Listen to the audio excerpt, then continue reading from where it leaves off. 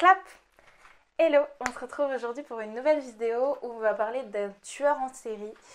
Et effectivement, cette affaire va vous retourner les méninges. Alors je vous laisse avec la vidéo.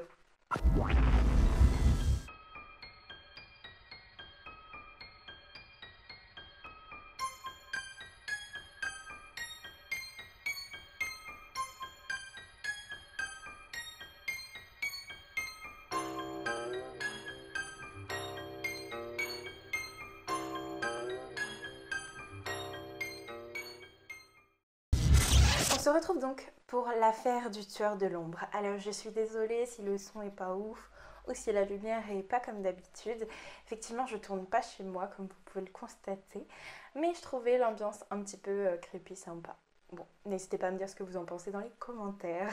On va maintenant débuter avec l'affaire de Marcel Barbeau, le tueur de l'ombre, qui encore aujourd'hui nous fait nous poser beaucoup de questions. Et oui, j'aime bien vous donner des histoires qui amènent des réflexions tout simplement. Marcel Barbeau est né le 10 août 1941 à Liancourt. C'est un petit garçon à ce moment-là qui a un père cheminot et une maman qui travaille dans le textile. Il a une enfance tout ce qui est de plus lambda, on va dire. Il finit l'école très tôt et rate son certificat d'études à 14 ans. En 1957, à l'âge de 16 ans, il va travailler dans un atelier de clouterie, Rivière à Creil, comme outilleur. Il est assez impliqué dans la religion chrétienne. Il deviendra également militant à la JOC Jeunesse ouvrière chrétienne. Le 13 décembre 1960, à l'âge de 18 ans, il s'engage dans l'armée et est recruté pour la guerre d'Algérie. Je crois qu'il voulait être dans les niveaux des avions, enfin, travailler dans l'action, mais il n'a pas pu, ça lui a fait un petit peu trop peur, du coup il est devenu brancardier.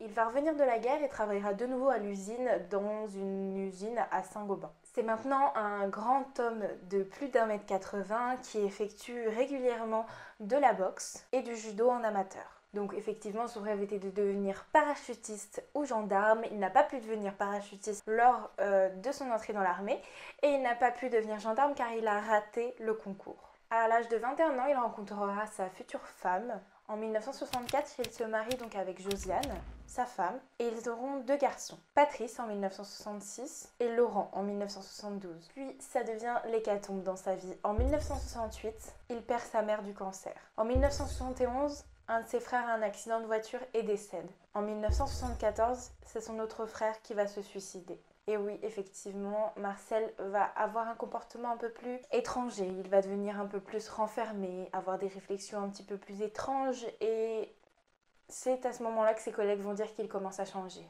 Effectivement, c'est également au même moment qu'il va commencer les cambriolages pour ramener de l'argent et également ça devient un petit peu son passe-temps. En revenant du travail, il passe, il vole et il rentre chez lui. Il va voler des armes, il va voler du matériel, il va voler différentes choses. Il sera d'ailleurs arrêté et condamné à 18 mois de prison avec sursis. Les opérations qu'ont subi sa mère lorsqu'elle a eu son cancer l'ont vraiment traumatisé, ainsi que les morts successives. Et au fur et à mesure, il va changer de comportement, mais également changer au niveau intellectuel. Mais ça, on va le voir plus tard.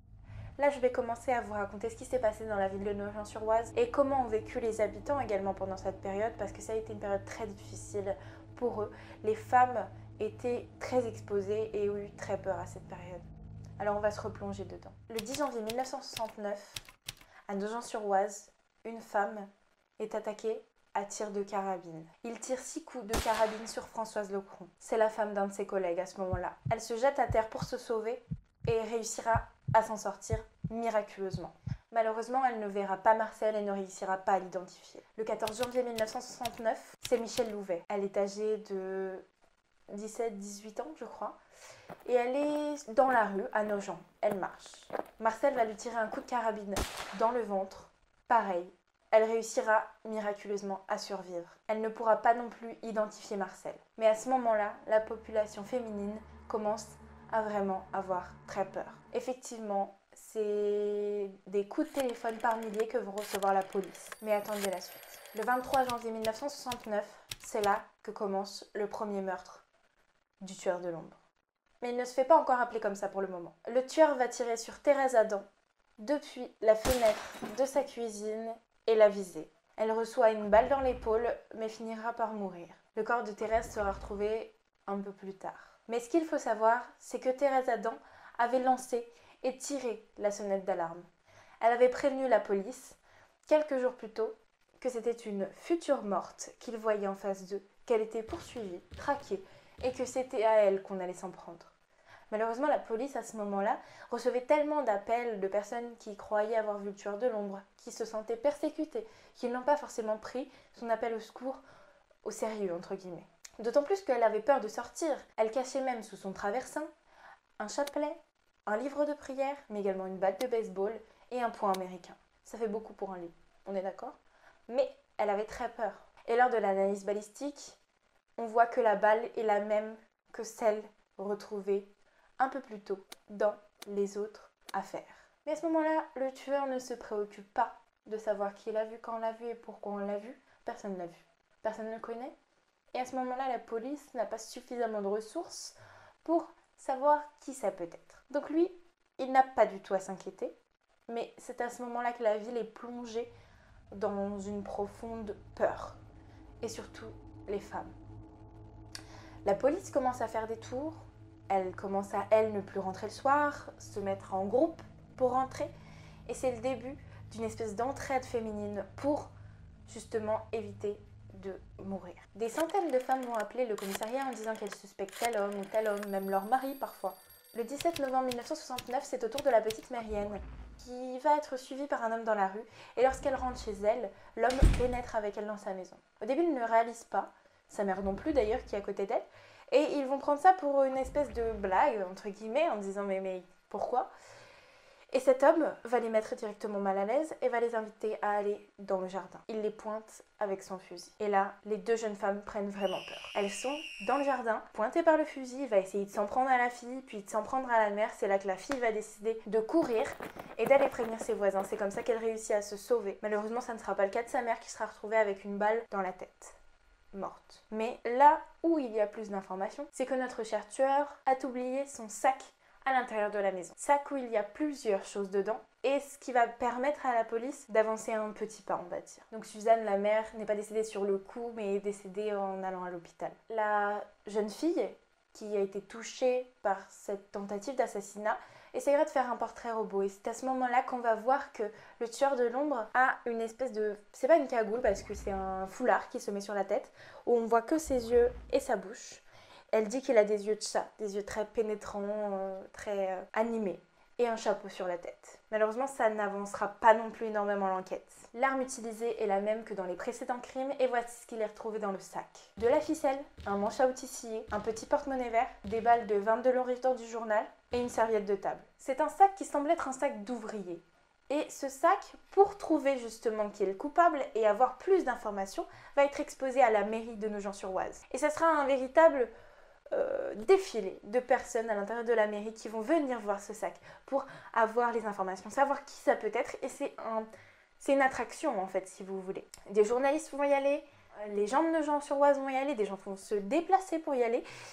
Et on verra tout ça, mais malheureusement, ça n'apportera pas non plus d'informations. Vous savez, à ce moment-là, sur Nogent-sur-Oise et ses alentours, il y a tellement d'usines que c'est presque chercher une aiguille dans une botte de foin. C'est à ce moment-là qu'il va se faire appeler le tueur de l'ombre. Son côté masqué, le fait qu'il attaque les femmes à partir de 19h, 19h30, vont le faire appeler comme ça. Je sais que je le répète beaucoup, mais la ville étant plongée dans la peur, le taux de criminalité va baisser également. Il n'y a plus de vol de voiture, il n'y a plus de petits cambriolages, il n'y a presque plus rien. Tout est mort en fait, parce que tout le monde a peur. Que ce soit les femmes ou les hommes, tout le monde a peur. Un peu moins les hommes, on va dire. Mais la ville est comme suspendue aux nouvelles informations, nouveaux actes de ce tueur. Et puis le temps va avancer. On va avancer dans le temps, pas mal de temps d'ailleurs. Et les rumeurs vont venir. Les rumeurs diront certaines fois que le tueur est parti, qu'il a été sévir dans un autre endroit. Et une dira qu'il s'est suicidé. Le 9 janvier 1970, un homme est retrouvé mort sur la voie ferrée. Il s'est jeté pour aller sous le train. Et c'est un homme qui avait été suspecté d'être le tueur de l'ombre puisque sa femme l'avait directement accusé. Dans sa poche, on trouvera des clés avec des traces de plâtre. Donc ça pourrait être l'ouvrier qu'on recherche. Mais la police y croit moyen, d'autant plus que, je ne l'ai pas dit, mais à ce moment-là, les crimes ne sont pas forcément reliés, si vous voulez. La population se doute qu'il n'y a qu'une seule personne derrière tout ça, mais les dossiers ne sont pas encore mis en relation pour justement avoir les preuves dans chaque dossier et les recouper. On apprendra plus tard que cet homme s'est suicidé parce qu'il a justement été vraiment attristé que sa femme l'accuse d'être le tueur de l'ombre alors qu'il n'avait rien fait. En février 1972, Annick Delisle est retrouvée morte dans un fourré. C'est son mari qui la trouve, à côté de leur maison. Elle est âgée d'une trentaine d'années et elle sera nommée la plus belle morte de Nogent-sur-Oise. Elle est dénudée, son sac à main est vidé, comme dans les affaires précédentes. D'ailleurs, je ne l'ai pas précisé, mais il y a une espèce de rituel chez lui. On va voir ça un petit peu plus tard. Elle est morte d'une balle dans la tête. Un petit rapprochement est fait, mais ça n'est pas tout à fait son mode opératoire. En mai 1973, c'est un couple qui vient flirter à côté du cimetière de Lagneuville. Un cimetière où rôde pas grand monde, mais c'était un coin où c'était connu que les amoureux venaient flirter. Donc sur le parking, les amoureux étaient venus là pour se bécoter, peut-être faire 2-3 petites choses, on va dire. Mais ça ne s'est pas passé tout à fait comme prévu, puisque le lendemain matin, on retrouvera la voiture vide avec le conducteur à côté mort et quelques pas plus loin, à côté de l'allée du cimetière, la femme avec laquelle il était morte. Eugène Stéphane et Morissette Van Ift, tués par balle d'un 22 long rifle. Encore. L'arme n'est pas tout à fait pareille, mais c'est également le même style de fusil, on va dire. Mais dans ce crime, il y a des incohérences. Il y a comme un espèce de déclic, une espèce de nouvelle information qu'elle semble y avoir dans ce nouveau crime. Mais ça, on y reviendra un peu plus tard. Retenez bien que ce crime n'est pas tout à fait pareil. Non seulement il y a un homme qui a été tué, mais c'était un couple. Le crime semble avoir été fait à la va-vite, comme s'il était pressé, et comme s'il n'avait pas du tout cherché cette cible-là. Le 8 janvier 1974, c'est Josette, routier, d'une trentaine d'années pareil, qui va être touchée. Elle rentre de son travail à la banque, le soir, elle marche, et elle a peur aussi parce qu'elle a entendu parler de tous ces meurtres. Elle rentre vers 19h30, Marcel la surprend et la tue, 2 balles de 22 long rifle. Ces tirs ont été un petit peu amortis, il l'a tuée chez elle, et la voisine va entendre quelques petites choses, mais elle va pas se poser non plus la question, elle va se dire que voilà, c'est des choses qui arrivent, des petits bruits, des choses comme ça. Quelques jours plus tard, le 11 janvier 1974, Madeleine Kiel, la voisine, est alertée par une passante qui arrive et qui lui dit « Il y a un carreau cassé chez votre voisine, il y a un problème. » Elles vont regarder, elles vont chercher. Madeleine a les doubles de clés de sa voisine, donc elle va essayer de rentrer. Mais elle n'arrive pas à rentrer parce que les clés sont de l'autre côté de la porte. Ça veut dire que sa voisine est là. Il y a également sa voiture dans le parking. Mais ils n'ont pas plus d'informations. Elle va donc attendre encore que son mari rentre pour pouvoir rentrer dans son domicile. La femme est encore dénudée et retrouvée morte. 6 impacts de balles sont retrouvés de 22 longs rifles. Cette fois-ci, on en est sûr, le tueur de l'ombre est revenu. On retrouvera également cette fois-ci les traces d'une botte de 42. Effectivement, ça donne un nouvel indice, mais si vous voulez, dans la région, tout le monde porte des bottes, parce que tout le monde a un petit jardinet. Donc c'est pas spécialement un indice de ouf. Encore une fois, là, les suspects seront interrogés, on cherchera encore à avoir de nouvelles informations, la police va se pencher dessus. Mais c'est un dossier qui devient presque un dossier maudit, si vous voulez. Il n'y a pas d'informations, rien n'aboutit. En septembre 1974, quelques mois après ce meurtre, un nouvel enquêteur fait son apparition. Et Daniel Neveu va être celui qui va dénouer le sac de nœuds de cette enquête, en fait. C'est un policier qui a déjà fait ses preuves. Il est dans la police de Nogent-sur-Oise et on va lui refiler ce dossier. Mais c'est pas un cadeau, si vous voulez. Mais lui, il va vraiment se pencher là-dessus et il va commencer à faire des recherches, et cette fois-ci des recherches de profilage, pour l'une des premières fois dans les enquêtes policières, puisque le profilage n'existait pas à ce moment-là réellement. Il va recouper les affaires et se poser la question de savoir si c'est une et unique personne. Du coup, établir son profil psychologique, établir des nouvelles informations et pouvoir connaître le tueur. Je ne vous l'ai pas dit également, mais il y a des centaines et des centaines de policiers qui sont mis sur l'enquête à ce moment-là, quand il y a eu les crimes, pour montrer que la police est là. Ils ramènent les femmes en voiture dès qu'elles ont un petit peu peur. Ils essayent de les aider tout simplement, mais rien n'y fait. Vous voyez bien que ça ne change pas et qu'il y a quand même des meurtres. Et peut-être qu'il y en aurait eu plus d'ailleurs s'ils n'avaient pas fait ça. Et voici maintenant le mode opératoire de notre cher tueur de l'ombre. Chaque victime est surveillée dans ses habitudes, c'est-à-dire qu'il connaît l'heure à laquelle elle rentre du travail, l'heure à laquelle elle parte, il les suit. Il établit en fait un trajet pour pouvoir les toucher à ce moment-là. Ensuite, il y a un espèce de guet-apens. Soit il les assomme, soit il leur tire dessus, mais en tout cas, il essaye de les affaiblir pour pouvoir ensuite avoir ce qu'il veut. Ensuite, il va les transporter. Elles sont toujours un petit peu déplacées, les corps des victimes sont toujours déplacés, que ce soit sur la voie ferrée, dans un fourré. En fait, elles ne sont pas tuées à cet endroit-là, il va les déplacer. Sauf s'il n'a pas le temps. Ensuite, elles sont dénudées, il y a un espèce de jeu sexuel qu'il va faire avec la victime. Et ensuite, il y a un vol. Et ce que va dire le policier Daniel Neveu, c'est que s'il y a un vol, c'est forcément que c'était un voleur avant. Parce que la personne qui tue, c'est déjà tellement de choses, tellement de boulot pour pas se faire repérer, que voler ensuite, c'est forcément quelqu'un qui volait avant, qui s'y connaît en fait. Le 25 novembre 1975, au Calvaire Saint-Paul, à Nogent-sur-Oise, Julia Goncalves sort de chez elle vers 6h du matin pour aller au travail. Elle va traverser le parc Herbert pour se rendre ensuite à la gare. Marcel va lui tendre un piège à la sortie du parc et lui tirer une balle dans la tête. À ce moment-là, il va vider également son sac, mais je crois qu'elle n'avait pas d'argent sur elle. Un témoin aurait vu l'homme partir et on va avoir un nouveau portrait robot qui va être mis en place et diffusé. Ça sera aussi l'occasion d'avoir de nouvelles personnes qui vont dénoncer leurs proches. Une petite anecdote également sur cette affaire que j'ai entendue dans une émission que j'ai trouvée assez folle, entre guillemets. Le maire de Nogent va demander à ce qu'un programme télé ne soit pas diffusé, puisque ça pouvait raviver la flamme justement de cette peur à l'intérieur de sa ville. L'étrangleur de Boston sera donc non diffusé à ce moment-là. Le 6 janvier 1976, Françoise Jakubowska est retrouvée morte. Elle a 3 coups de couteau et une balle dans la tête. C'est une femme qui allait dans un jardin pour étendre son linge qui découvrira le corps. Au début, elle n'y croit pas. Elle tombe un peu des nues et puis elle va finir par appeler la police. Elle a été tuée lors de son trajet pour aller à la gare. Mais un trajet où il y avait beaucoup de monde. Ou même si à ce moment-là, peut-être qu'il n'y avait pas de monde, mais à 10 mètres, il y avait du monde. Et ça veut dire qu'il prend ses aises. C'est une personne intelligente. C'est une personne qui arrive à se fondre dans la masse, littéralement. À ce moment-là, Françoise faisait partie d'une bande de copines qui se disaient justement qu'elles étaient fortes, qu'elles allaient faire attention, qu'elles arriveraient à se battre. Mais malheureusement, ça n'a pas pu être le cas. On va passer maintenant un petit peu au profil psychologique que va établir vraiment au fur et à mesure Daniel Neveu, qui enquête sur cette affaire. Il va découvrir des rapprochements vraiment énormes entre les meurtres et vraiment recouper les dossiers comme je vous l'ai dit. Le meurtre du cimetière de Nogent va le chiffonner quand même. Il y a quelque chose qui ne va pas. Il y a quelque chose qui ne correspond pas à son mode opératoire. Comme s'il était pressé, comme si on l'avait dérangé et en même temps comme si ça a été une partie de chasse. Enfin, c'est très étrange. Il chasse ses victimes et normalement il a tendance à regarder, calculer à quel moment ils sont là.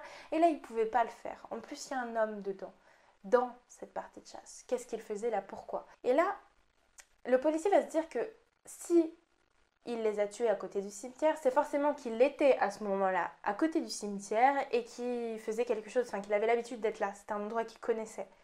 Donc, ils vont chercher dans le cimetière.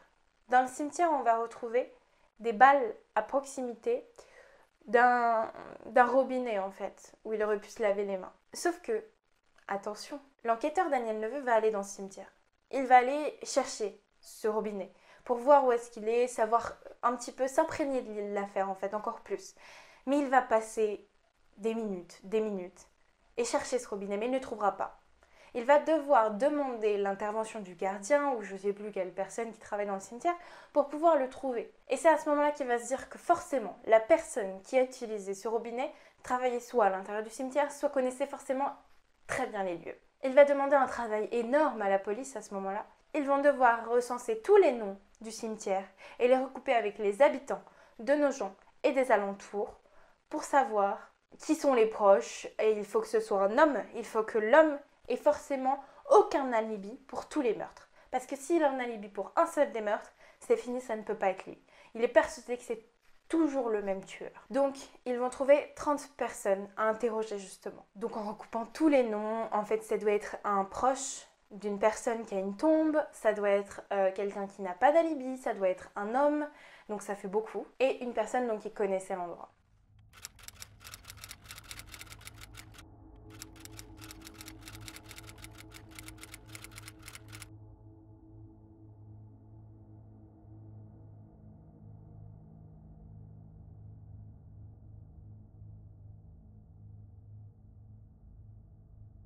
Le 14 décembre 1976, une perquisition sera faite dans le domicile de Marcel.